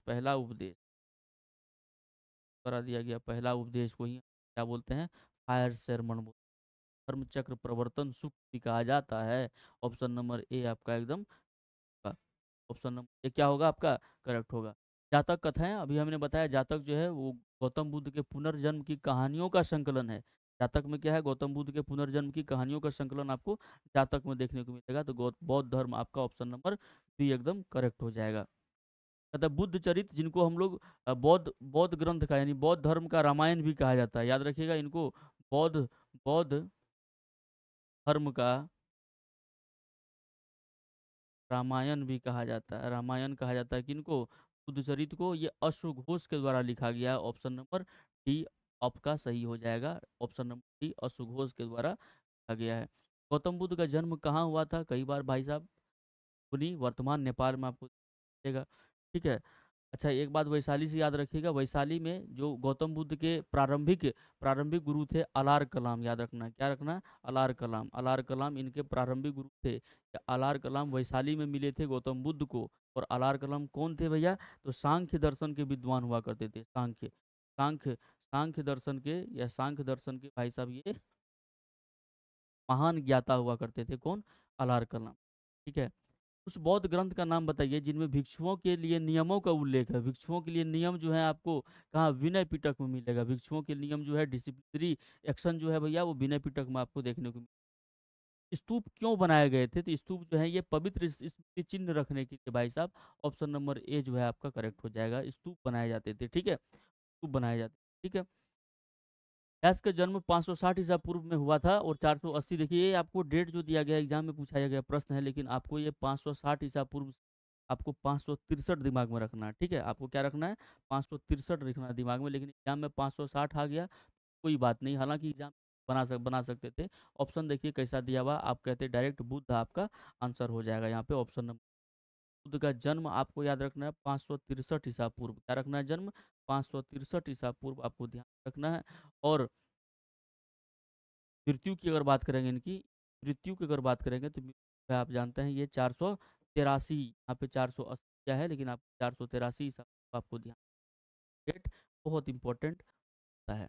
किस वृक्ष के नीचे रानी माया देवी ने गौतम बुद्ध को जन्म दिया था, तो पीपल वृक्ष के नीचे आपको याद रखना है कि भाई साहब, साल वृक्ष के नीचे, ऑप्शन नंबर ए आपका करेक्ट। साल वृक्ष के नीचे जो है माया देवी ने गौतम बुद्ध को जन्म दिया था, बताइए ग्रुप डी क्या है, साल वृक्ष के नीचे जो है गौतम बुद्ध को जन्म दिया गया था माया देवी द्वारा। और आप जानते हैं गौतम बुद्ध के जन्म के 7वें दिन बाद ही माया देवी का क्या होता है, देहांत हो जाता है। बाद में गौतम बुद्ध के जो मौसी हुआ करती थी प्रजापति गौतमी, उनके द्वारा इनका पालन पोषण हुआ, ठीक है। बौद्ध धर्म की नींव जो है डैश महान सच्चाइयों एवं डैश अंगीय पथ पर आधारित है। देखिए बौद्ध धर्म की नींव जो है भैया ये चार चार महान सच्चाइयों एवं 8 अंगीय पथ पर आधारित है। बहुत इंपॉर्टेंट सवाल है, याद रखिएगा, ऑप्शन नंबर ये आपका करेक्ट होगा। बौद्ध धर्म की ये सच्चा नींव जो है ये 4 महान सच्चाइयों और 8 अंगीय पथ पर जो है, जिसको अष्टांगिक मार्ग कहते हैं, ठीक है। इसको क्या कहते हैं, अष्टांगिक मार्ग कहते हैं। इस पे आधारित है आपका ऑप्शन नंबर जो है डी जो है एकदम आपका करेक्ट हो जाएगा। निम्नलिखित में से कौन सा भगवान बुद्ध की 4 महान सच्चाइयों में नहीं है, देखिए कह रहा है संसार दुखों का घर है, दुखों का कारण इच्छा है, और यह एक एट फोल्ड पथ के पालन से किया जाता है। ये सभी दुखों का कारण है। यदि इच्छाओं से छुटकारा नहीं मिलता है, दुखों से निवारण हो सकता है। भाई साहब कहाँ भाई साहब, अगर इच्छाओं से छुटकारा नहीं मिलेगा तो दुख से निवारण कैसे मिलेगा। इसीलिए ये जो है ऑप्शन नंबर सी आपको करेक्ट होगा, ये महान सच्चाइयों में नहीं आता है, ठीक है, महान सच्चाइयों में नहीं आता है, तो ऑप्शन नंबर सी आपको लगाना है। त्रिपिटक पवित्र धर्म ग्रंथ कौन से धर्म से संबंधित है, विनय पिटक, शुद्ध पिटक और अभिधम्म पिटक जो है बौद्ध ग्रंथ से संबंधित है, ऑप्शन नंबर डी आपका करेक्ट होगा। त्रिपिटक उपदेशों का सबसे पहला संग्रह जो है किस धर्म को देखने को मिलता है, तो बौद्ध धर्म में आपको त्रिपिटक देखने को मिलता है, ठीक है। हालांकि त्रिरत्न जो है वो जैन धर्म और बौद्ध धर्म दोनों में आपको त्रिरत्न देखने को मिलेगा। अगला देखिए प्रश्न कह रहा है कि गौतम बुद्ध ने अपना प्रथम प्रवचन कहाँ दिए थे, तो 5 ब्राह्मणों को सारनाथ में दिए थे। धर्म चक्र प्रवर्तन के रूप में हम लोग जानते हैं, ठीक है। गौतम बुद्ध ने अपना पहला उपदेश डैश में दिया था भैया, फिर आ गया कहाँ दिया था, तो सारनाथ में पहला उपदेश दिया था। अगर पूछे कि गौतम बुद्ध सर्वाधिक उपदेश कहाँ दिए, सर्वाधिक उपदेश, कहिएगा सर्वाधिक उपदेश जो है ये कौशल महाजनपद की राजधानी श्रावस्ती में दिए। कहाँ पे, श्रावस्ती में दिए सर्वाधिक सर्वाधिक उपदेश, ठीक है। अच्छा ये गौतम बुद्ध आपसे पूछेगी इन्होंने अपना प्रचार केंद्र किनको बनाया, किसको, किस महाजनपद को अपने प्रचार केंद्र बनाया, तो कहिएगा इन्होंने मगध को अपना प्रचार केंद्र के रूप में बनाया, मगध को अपना प्रचार केंद्र में बनाया। और सी जो है आपका करेक्ट होगा। गौतम बुद्ध को ज्ञान कहाँ पर प्राप्त हुआ था, तो ये भाई साहब बोध गया में आपको याद रखना है। 6 वर्ष की कठिन तपस्या के बाद 35 वर्ष की अवस्था में गौतम बुद्ध को ज्ञान की प्राप्ति हुई थी। बोध गया किस भारतीय राज्य में स्थित है, भाई साहब ये भी कोई कहने की बात है भैया, ऑप्शन नंबर बी आपका एकदम करेक्ट होगा। गौतम बुद्ध ने अपने उपदेशों में जन साधारण की भाषा, गौतम बुद्ध के द्वारा जो है पाली भाषा का प्रयोग किया गया, ऑप्शन नंबर डी एकदम सही है। और प्राकृत जो है ये जैन जैन धर्मों के द्वारा जो है जैन साहित्य में आपको प्राकृत भाषा का प्रयोग किया गया था, और पाली भाषा गौतम बुद्ध के द्वारा प्रयोग किया गया था। हालांकि बाद में बौद्ध धर्म में भी संस्कृत का समावेशन कर दिया गया था, की वजह से हम लोग कहते हैं कि धीरे धीरे एक ये भी एक पतन का कारण हो सकता है, और दिया भी गया है। पतन का कारण होता है कि बाद में संस्कृत को समाहित कर लिया गया था बौद्ध धर्मों, क्योंकि पाली जो है वो आम जनता की भाषा हुई करती थी, लेकिन संस्कृत की क्लिष्टता जो है वो आम साधारण आदमी लोग समझ नहीं पाते थे। जातक कथाओं में अभी मैंने बताया जातक कथाओं में आपको गौतम बुद्ध की क्या मिलेगा, पुनर्जन्म की जीवन वर्णन आपको देखने को मिलता है, तो बुद्ध आपका ऑप्शन नंबर एकदम करेक्ट होगा। जैन धर्म और बौद्ध धर्मों के उदय में भारत में ईसा पूर्व 6ठी शताब्दी, तो हर कोई जानता है भैया, इसमें कोई बड़ी बात है। धार्मिक अशांति देखी गई थी भैया 6ठी शताब्दी ईसा पूर्व। ऐसा क्यों हुआ था, इसका पीछे रीजन भी हमने बात बात कर चुके हैं हम लोग। गौतम बुद्ध की माँ का नाम क्या था, देखिए महामाया देवी, जिनको माया देवी के रूप में जानते हैं। आपका ऑप्शन नंबर 1 जो है एकदम सही हो जाएगा, महामाया देवी। ठीक है, गौतम बुद्ध की माँ का नाम महामाया देवी था। ये प्रश्न पूछा गया ग्रुप डी में। हालांकि गौतम बुद्ध का पालन पोषण इनकी मौसी जो है प्रजापति गौतमी के द्वारा, और वही गौतमी की वजह से उनका नाम गौतम पड़ा था। ठीक है, गौतम पड़ा था। बौद्ध धर्म में दिए गए आचार के नियम डैश और पंचशील सिद्धांत के नाम से जाना जाता था। देखिए, इनको दिए गए आचार के नियम और डैश और पंचशील सिद्धांत के जो अष्टांगिक मार्ग के सिद्धांत जो है, इनको ऑप्शन नंबर आपका एकदम करेक्ट हो जाएगा। डैश वास्तुकला में मुख्य रूप से चैत्य विहार स्तूप और स्तंभ होते हैं। भैया, ये आपको चैत्य विहार स्तूप और स्तंभ जो है बौद्ध धर्म में देखने को मिलता है। चैत्य मतलब हुआ भाई साहब पूजा अर्चना वाला स्थान। विहार मतलब हुआ जहाँ बौद्ध भिक्षु निवास करते हैं। स्तूप तो आप जानते हैं पद चिन्ह का मतलब स्तूप होता है। और स्तंभ भी आप अच्छे तरीके जानते हैं, अशोक जब पढ़ेंगे तो उसमें अनेक सारे स्तंभ का लेख हमें देखने को मिलेगा। बौद्ध तीर्थ स्थान दांत का मंदिर, इसको दंतावशेष मंदिर भी कहते हैं, आपको श्रीलंका के कैंडी में मिलेगा। कहाँ पे? श्रीलंका के कैंडी में। कहाँ पे? श्रीलंका के कैंडी में आपको देखा। याद रखिएगा, बामियान का मंदिर आपको अफगानिस्तान में मिलेगा, और दांत का मंदिर जो है वो कैंडी में मिलेगा। एक बात और याद रखिएगा, जब बुद्ध का देहांत होता है तो इनकी अस्थि अवशेष को, किसको? अस्थि अवशेष को, अस्थि अवशेष, अस्थि अवशेष को, अस्थि अवशेष 8 8 स्थानों पे भेजा गया। याद रखना, 8 स्थानों पे क्या गया? स्थानांतरित किया गया, यानी 8 स्थानों में भेजा गया। भेजा गया, 8 स्थानों में भेजा गया। इस बात को भी आपको ध्यान रखना है। ठीक है, कैंडी, श्रीलंका के कैंडी जगह बाद, हालांकि ये कैंडी जो है एक समय में राजधानी हुआ करता था श्रीलंका का, तो वहाँ पे आपको दांत का मंदिर अशोक गौतम बुद्ध का देखने को मिलेगा। बोरोबुदुर बौद्ध मंदिर कहाँ स्थित है? ये आपको इंडोनेशिया मिलेगा। इंपॉर्टेंट प्रश्न है भैया, स्टार लगाइएगा। बोरोबुदुर, बोरोबुदुर, बोरोबुदुर बौद्ध मंदिर कहाँ मिलेगा आपको? इंडोनेशिया मिलेगा। ऑप्शन नंबर एकदम सही है आपका। जहाँ यह मानते हैं कि भगवान बुद्ध ने अपना पहला उपदेश दिया था, उस स्मारक का नाम बताएं, और जिसे ऑफ द होली बुक, ठीक है, seat of the Holi Buddha, seat of the Holi Buddha भी कहा जाता था। तो पहला स्तूप वहाँ कहाँ दिए थे भैया? धमेक स्तूप, सारनाथ। सारनाथ में जानते हैं वहाँ पे जो स्तूप है क्या है? धमेक स्तूप है। इस बात को रखिएगा, इंपॉर्टेंट सवाल है भैया, इंपॉर्टेंट सवाल है। एनटीपीसी में पूछा गया प्रश्न है भैया। ठीक है, निम्नलिखित में से कौन सा एक बुद्ध की शिक्षाओं का संग्रह है? बुद्ध की शिक्षाओं का संग्रह आपको कहाँ मिलेगा? त्रिपिटक मिलेगा, विनय पिटक, सुत्त पिटक और अभिधम्म पिटक। विनय पिटक, सुत्त पिटक जो है भैया, वो मिलेंगे आपको कहाँ पे? तो आपको विनय पिटक, सुत्त पिटक का जो रचना जो है पहली बौद्ध संगति में हुई थी, और अभिधम्म पिटक की रचना जो है वो तीसरे बौद्ध संगति में हुई थी। बात को भी आप ध्यान में रखें। यहाँ तक बिल्कुल नहीं। ये हमारा बौद्ध धर्म था। आगे हम लोग देखेंगे, आगे हम लोग मगध का उत्कर्ष और मौर्य काल को देखने वाले हैं। आप हमारे वीडियो पसंद करते हैं या आपको क्या कमी लग रही है, तो हमें कमेंट बॉक्स में ज़रूर बताइएगा। ये हमारा क्या है, ये वेदांश एकेडमी का टेलीग्राम चैनल है, इसको ज्वाइन कर लीजिए पीडीएफ के लिए, और इंस्टाग्राम ज्वाइन कर लीजिए फालतू बातों के लिए। ठीक है, मतलब छोटे छोटे इन्फॉर्मेशन के लिए, शॉर्ट्स देखने के लिए। अगर रील्स देख रहे हैं तो रील्स में थोड़ा बहुत ज्ञान भी हो जाए तो क्या बुराई है इसमें। इसलिए इंस्टाग्राम को भी, और टेलीग्राम तो बड़ा इंपॉर्टेंट है, टेलीग्राम में पीडीएफ वगैरह आपको मिलता है। और यूट्यूब का आप सब्सक्राइब तो कर ही दिए होंगे, नहीं किए होंगे तो भाई साहब कर दीजिए, और कमेंट बॉक्स में बताइएगा आपको कैसा लगा, रिवीजन किस तौर पे हो रहा है आपका, पढ़ाई लिखाई का क्या हाल चाल है। जो भी कमियां लग रही है वो कमियां हमें बताने का प्रयास करेंगे।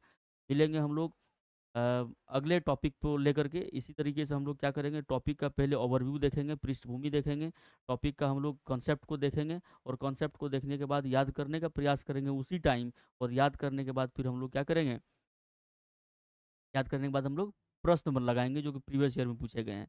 प्रीवियस ईयर प्रश्न को देखने के बाद आपको लगेगा कि भाई साहब हमने जो पढ़ा उसमें से प्रीवियस ईयर में कितने ऐसे प्रश्न आए जो अलग थे, जो अलग थे उसको नोट डाउन करेंगे।